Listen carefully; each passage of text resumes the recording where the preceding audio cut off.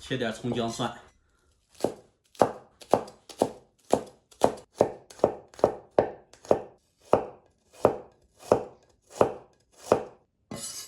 手盘备用。清洗好的鸡蛋，冷水下锅，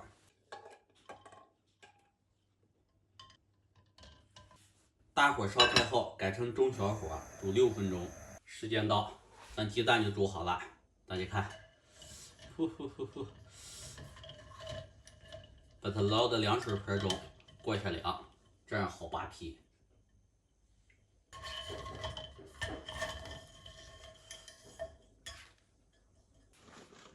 煮好的鸡蛋过下凉水，扒一下皮。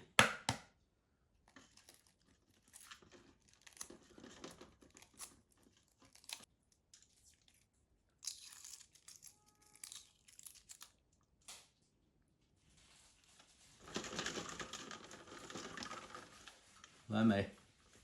爸爸自己在作业了吗？就一个列味的。咋这个不起法？跟你一样是吧？我平时不起法呀。哎！我们。哎呀！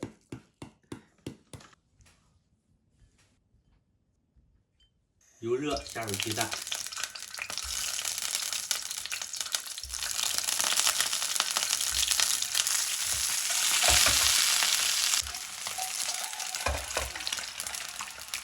煎至虎皮色，加入葱姜蒜、酱油、蚝油、1瓶可乐。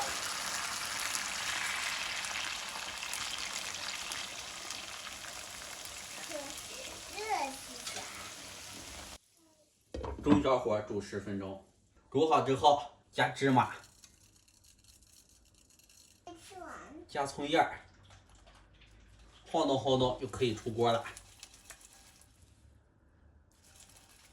可乐鸡蛋就做好了，比茶叶蛋还有滋味，做法也很简单，大家喜欢赶快试试吧。我是你的老朋友三丰，三丰面片见，三丰甜片见。